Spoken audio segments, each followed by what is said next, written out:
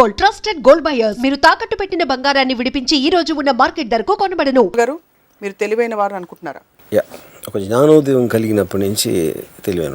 తెలివి అంటే ఏమిటి? ఇతరులను మ్యానిపులేట్ చేయగలగడమా, లేకపోతే తెలివి అనే దానికి డిఫైన్ చేయడానికి నేను I will say it this way. ఒక చిన్న ఎగ్జాంపుల్ చెప్తాను. నేను ఒక పర్టిక్యులర్ ఒక యాక్టరు వాళ్ళకి నేను చాలా క్లోజ్. ఒకరోజు వేల్ అన్నిటికన్నా తెలివైంది అని చెప్పింది. అంటే తిమింగలం తెలివి అంటే ఏంటి, దాని మీనింగ్ ఏంటని అంటే మన బ్రెయిన్ అనేది మనం మ్యాక్సిమము ఒక పర్సంటేజ్ వాడతాం, 4 or 5 వాడవ సైంటిఫిక్గా. వేల్ అనేది మనకన్నా చాలా ఎక్కువ పర్సంటేజ్ వాడుతుంది అని చెప్పింది. సో నేనేమన్నానంటే ఇప్పుడు తెలివి అనేది నాకు అర్థమైంది, నాలెడ్జ్ ఉంటుంది, ఇంటెలిజెన్స్ ఉంటుంది, జీనియస్ ఉంటుంది. నాలెడ్జ్ అనేది ఏంటి, అక్యుములేషన్ ఆఫ్ ఫ్యాక్ట్స్. ఒక గ్లాస్లో ఒక చల్లటి నీళ్లు మనం పోస్తే, చాలా ఐస్ కోల్డ్ వాటర్ పోస్తే బయట డ్రాప్లెట్స్ వస్తాయి.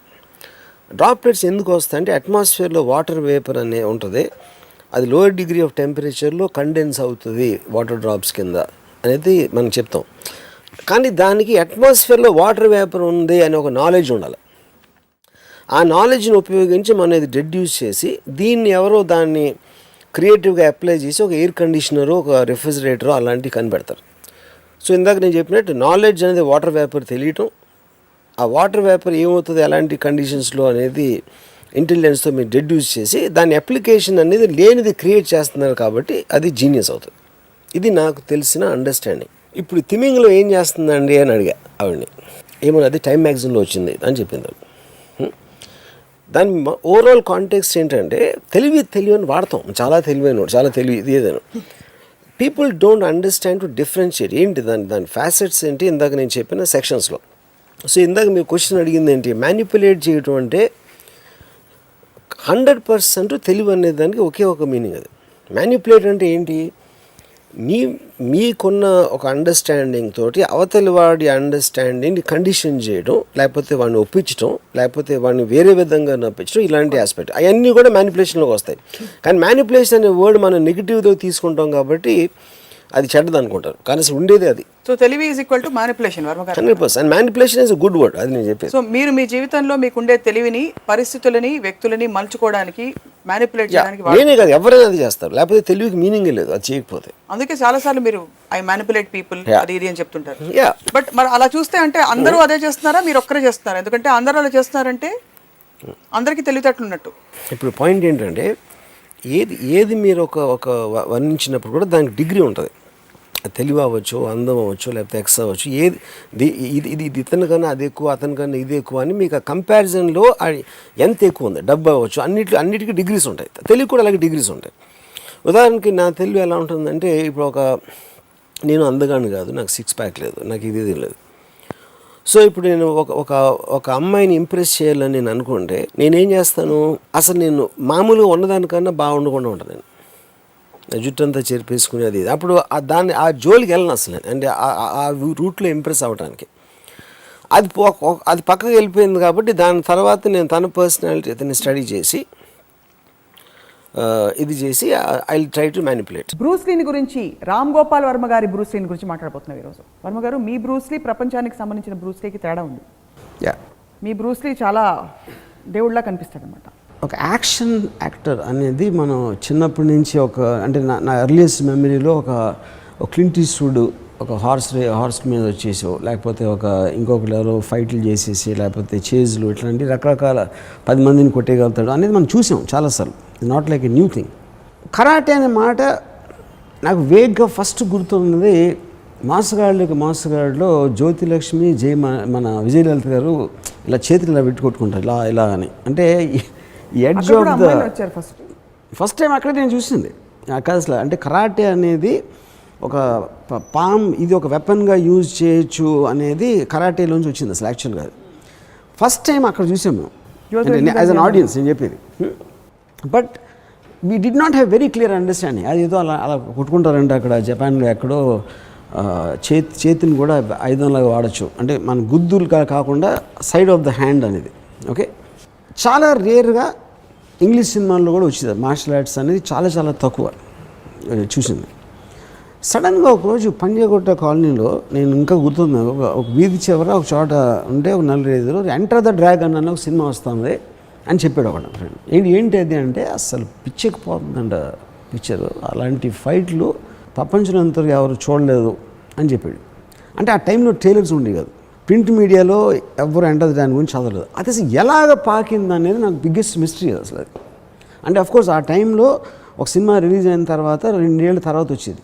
సో అంటే అప్పుడు అంటే నాకు తెలిసి ఒకవేళ ఆల్రెడీ అమెరికాలో రిలీజ్ ఒక 2 ఏళ్ళు అయిపోయి ఉండొచ్చు, రిలీజ్ అయ్యి దాని మొలాన నేను విని ఏమంటారు దాన్ని, అది అలా పాకి దాని రెప్యుటేషన్ వచ్చింది ఎక్కడి వరకు, పంజాగుట్ట కాలనీ, అమెరికా నుంచి పంజాగుట్ట కాలనీ వరకు అలాగా వర్డ్ ఆఫ్ మౌత్ మీద వచ్చిందా ఏంటనేది నాకు బిగ్గెస్ట్ మిస్టరీ అది. ఎందుకంటే నేను ట్రైలర్ కూడా చూడలేదు ఎవరు అసలు. Everybody was talking about enter the dragon you know. So ఫైనల్గా రిలీజ్ అయినప్పుడు నేను చూస్తే అసలు దిమ్మ తిరిగి మైండ్ బ్లాక్ అయిపోయింది నాకు. అసలు ఏంటి ఇది ఎవడు అసలు లేడు. అంటే ఆ టైంలో నాకు అసలు చైనీస్ వాళ్ళ మీద ఇంప్రెషన్ లేదు, వాళ్ళు ఏదో కూతుర్లో ఉంటారు అని నా ఫీలింగ్. ఎంత ఫీల్ అవుతారు వాళ్ళు విన్నారంటే. ఓకే ఫైన్, అది నా ఫీలింగ్ అది.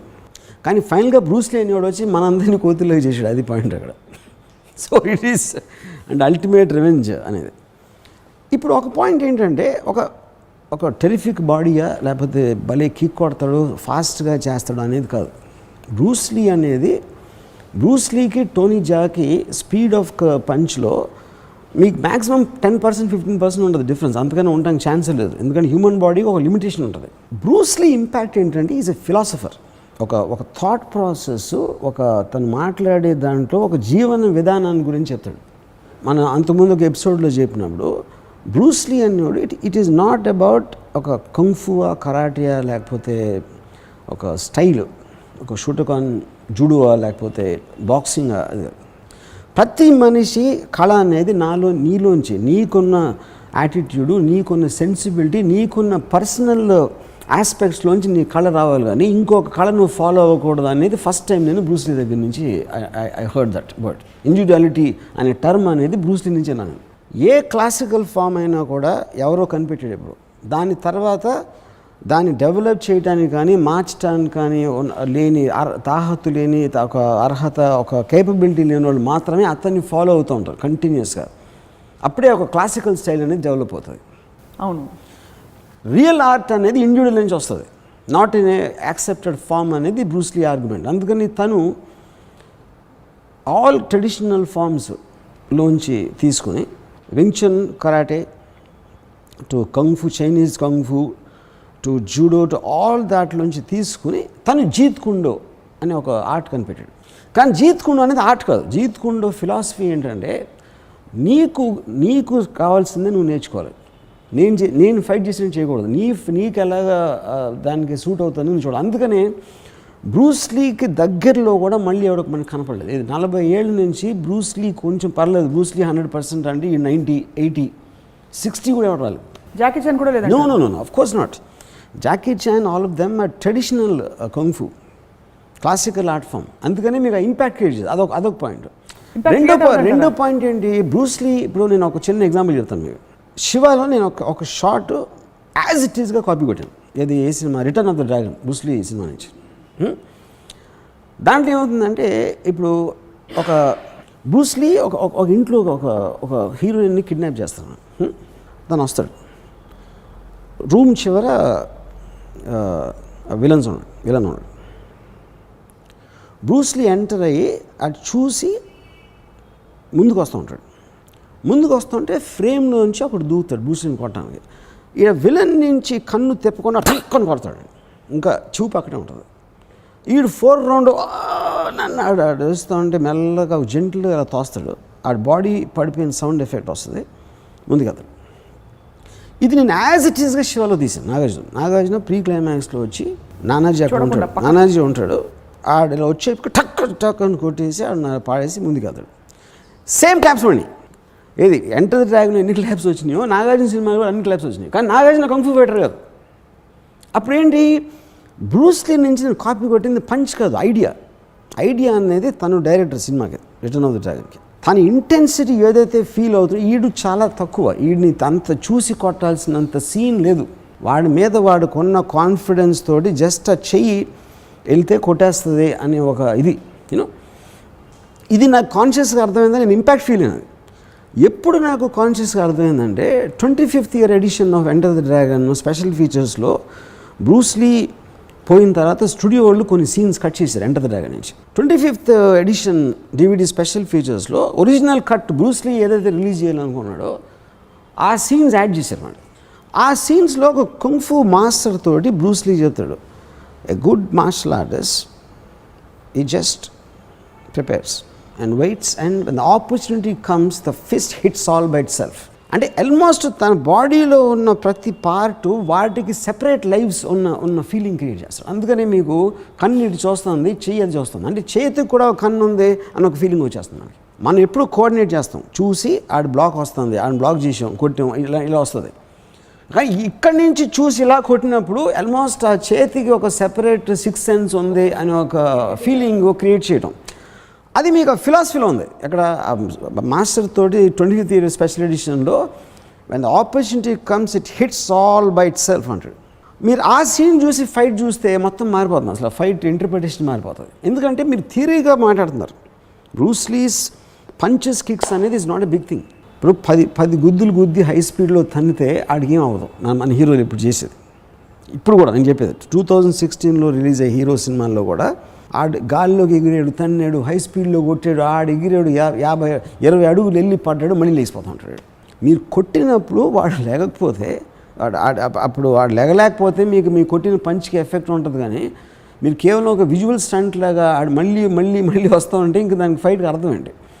అప్పుడు ఫస్ట్ టైం బ్రూస్లీ దాంటాడు కొడితే టక్కని ఆడు నొప్పికి ఈ కొట్టిన పంచ్ కడి ఎంత నొప్పితోటి కింద పడి మూలుగుతున్నాడు అన్న దాని మీద బ్రూస్లీ ఫైట్ వచ్చింది. అది కాన్షియస్గా 40 yearsలో ఎవరు అర్థం చేసుకోలేదు. అది నాకు బిగ్గెస్ట్ మిస్టరీ. అది నేను శివాలో మొత్తం ఉన్న ఫైట్స్ అన్నీ కూడా బ్రూస్లీ మీద మోడల్ చేశాను. ఇప్పుడు టోటల్గా మీరు బ్రూస్లీ ఫైట్ ఒక 300 feet తీసుకుంటే యాక్చువల్గా ఫైట్ ఎఫెక్ట్స్ దాంట్లో 20% ఉంటాయి. మిగతా రియాక్షన్స్ బిల్డప్లో ఇస్తాడు మొత్తం.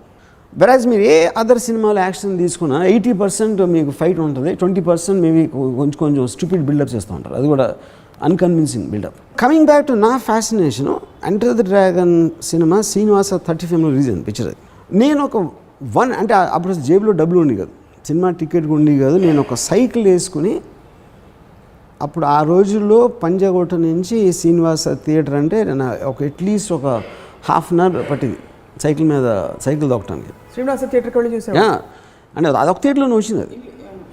So 1 year I saw enter the dragon at least ఒక 23-24 times చూసి ఉంటాను. ఎందుకంటే డబ్బులు ఉంటే రోజు వెళ్ళివ్వండి, ఎప్పుడు కొంచెం సినిమా టికెట్కి సంబంధించిన డబ్బులు వస్తే ఎంటర్ ద డ్రాగన్ వెళ్ళండి. Please subscribe to iDream. For more videos, please subscribe to iDream. నేను మీ Jabardasth Naveen. For more videos, please subscribe to iDream.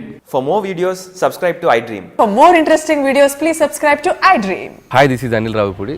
For more videos, please subscribe iDream Media. This is Manjula. For more videos, please subscribe iDream. For more videos, please subscribe to iDream channel. Don't miss it. అక్కడ ఒక గంట symbol ఉంటుంది, దాన్ని లాగి పట్టుకుని కొట్టండి, మర్చిపోదు. ఓకేనా? Subscribe to iDream. వర్మ గారు, విలువలు అంటే మీకు ఫస్ట్ గుర్తొచ్చేది ఏంటి చెప్పండి? ఇప్పుడు విలువలు అనేది ఇప్పుడు మారల్ ఆస్పెక్ట్. అది ఇప్పుడు దేవుడు ఇలా చేస్తే మిమ్మల్ని నరకంలో శిక్షిస్తాడు అనేది ఒక దైవం మీద భయంతో, దైవభక్తితోటి కొన్ని చేయటం చేయకపోవడం చేస్తుంది. లా ఇలా శిక్షిస్తుంది, ఇది నేరం, ఇలా చేస్తే law will take its own course అని దాని నుంచి కొన్ని మనం చెయ్యం. ఈ రెండిటికి మధ్యలో విలువలు ఉంటాయి, మారల్స్. ఎందుకంటే అది రిలీజన్లో లేదు, ఒక మనిషి అన్నవాడు ఇలా చేయకూడదు, ఇలా చేయాలి, ఎందుకంటే నైతిక విలువలు ఉండాలి అని ఇలాంటివి మనం చాలా వింటాం. That is where the aspect comes. Its neither in religion అంటే ఒక accepted form of commitments, unwritten laws, అది అన్రిటన్ మారల్ కోడ్ అని అందాం. సో అక్కడ ఏంటంటే అది కూడా కానీ సటిల్గా రిలీజియన్కి డైరెక్ట్గా కనెక్షన్, అట్లీస్ట్ హిందూయిజం ఆస్పెక్ట్లో, maybe not so much in other వేరే రిలీజియన్లో కొంచెం స్ట్రాంగర్గా రావచ్చు. But we are talking about our society. మనకు ఒక రియాక్షన్ ఉంటుంది. ఫర్ ఎగ్జాంపుల్ ఒక చిన్న ఇది చెప్తాను.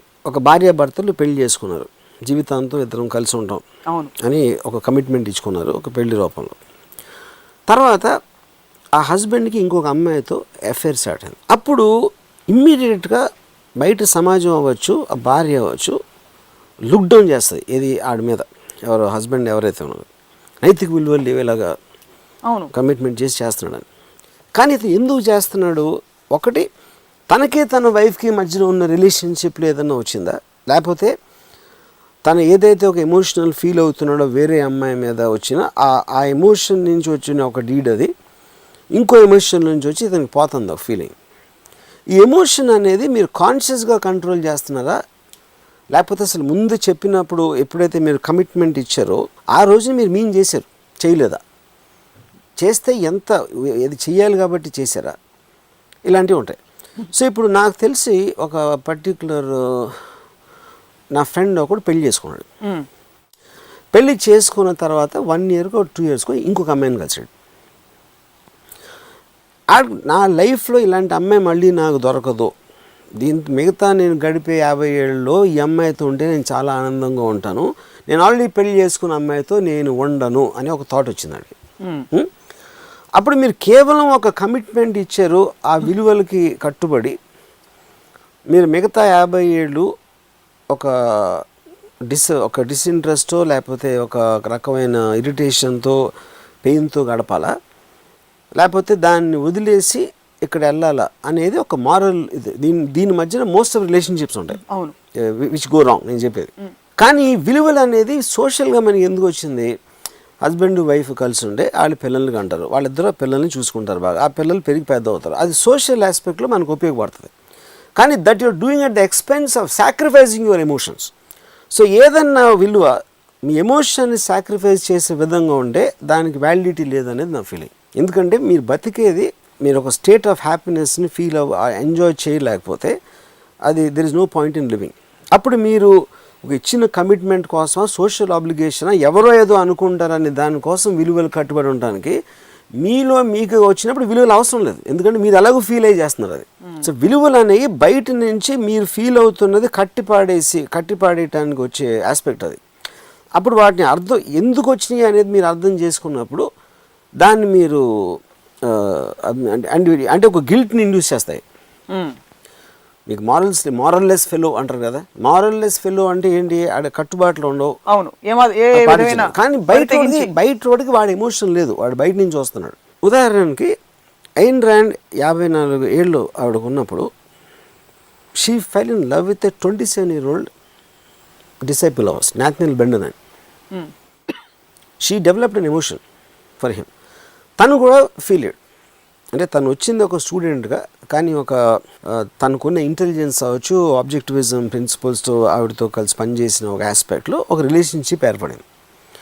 అప్పుడు ఐన్ ర్యాండ్ తన హస్బెండ్ 56-year-old ఫ్రాంకో కానర్ని పిలిచి, నాథనియల్ బెండన్ వైఫ్ 23-year-old అమ్మాయిని పిలిచి నలుగురు కూర్చుని ఐన్ ర్యాండ్ నేను నాథనియల్ ఎందుకు అఫేర్ ఉండాలి అని తను ఒక లాజిక్ చెప్పింది.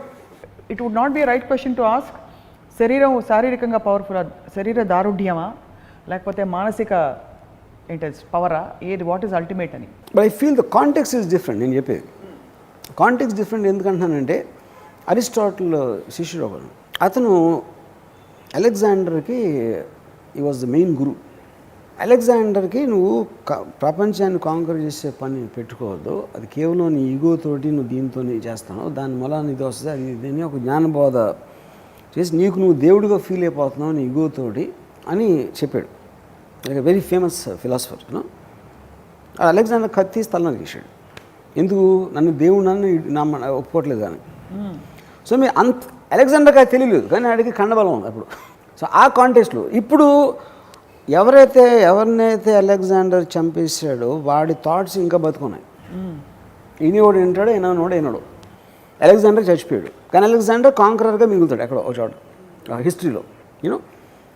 సో ఇప్పుడు ఇద్దరిలో పవర్ ఎవరిదంటే of course the context is different. పవర్ఫుల్గా మిగిలిపోయాడు. Yeah, but even his thoughts are survived. That philosophy అనేది ఎప్పుడు మీకు బ్యాకింగ్ ఇస్తూ ఉంటుంది.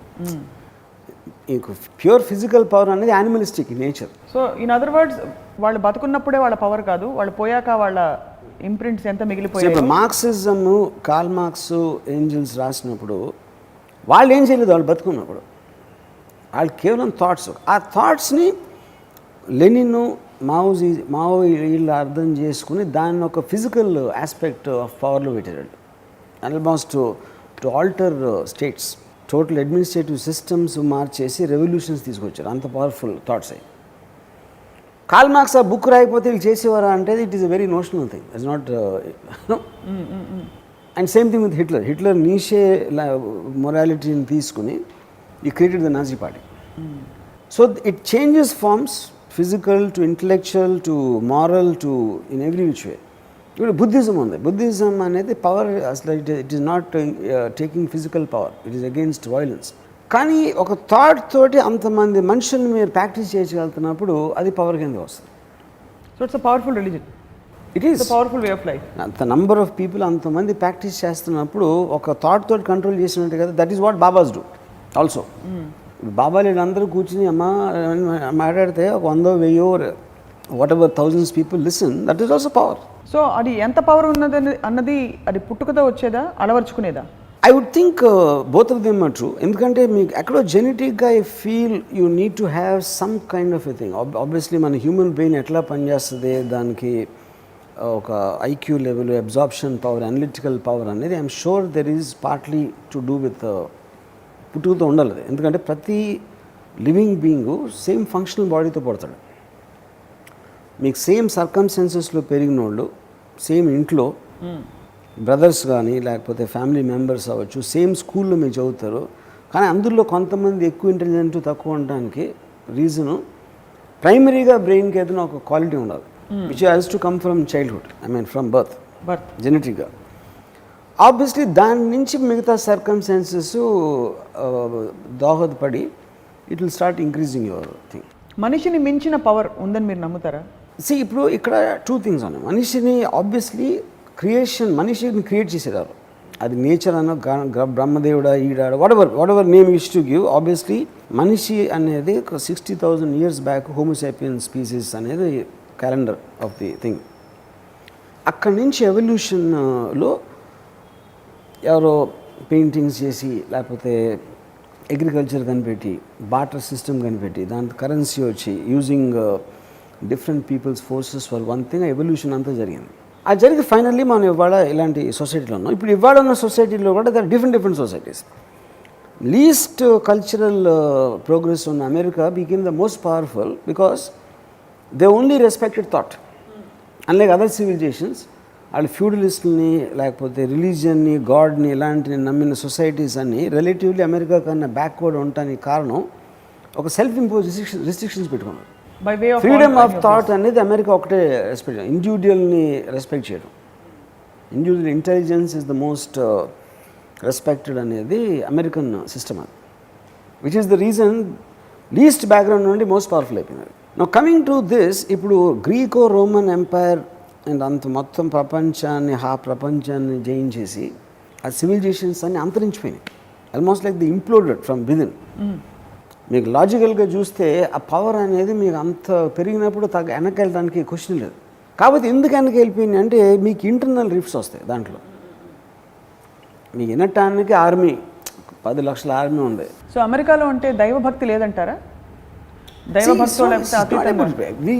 ప్రతి చోట ఉంటుంది అది. కానీ ఏ డిగ్రీకి సొసైటీని మీరు దాని పేరుతోటి దాన్ని రిప్రెస్ చేస్తున్నారు అనేది పాయింట్. అక్కడ అమెరికాలో దేవుడి పేరుతో ఒక రెస్ట్రిక్ట్ చేయడం అనేది జరగదు. That is your will or wish to do it. కానీ ఇందాక ఇచ్చిన ఎగ్జాంపుల్లో ఇంప్లోజన్ ఆఫ్ ఏ పవర్, ఒక ఆర్మీకి 10 లక్షల మంది ఉన్నారు, కానీ 10 లక్షల్లో చాలామంది ఇండివిజువల్స్ ఉంటారు who don't believe in the commander or the main guy. అక్కడ మీకు ఇంటర్నల్ రెవల్యూషన్స్ స్టార్ట్ అయ్యి, పవర్ స్ట్రగుల్ స్టార్ట్ అయ్యి, it will start imploding from within. ఆ బ్రేకప్ ఫ్యాక్టర్స్ వచ్చేస్తాయి దాంట్లో. Then the whole system will go, which is what happen to the Greco Roman empire. So అప్పుడు మీ final power ఎక్కడ వచ్చింది? డెమోక్రసీలో వచ్చింది. Because America is democracy. Individuals decide who should rule them అనేది it is a complete opposite concept of the feudalism. For more videos, please subscribe to iDream. Hi, this is Sai Kripa, Strength Coach. For more videos, please subscribe to iDream. And more videos, please subscribe to iDream Media.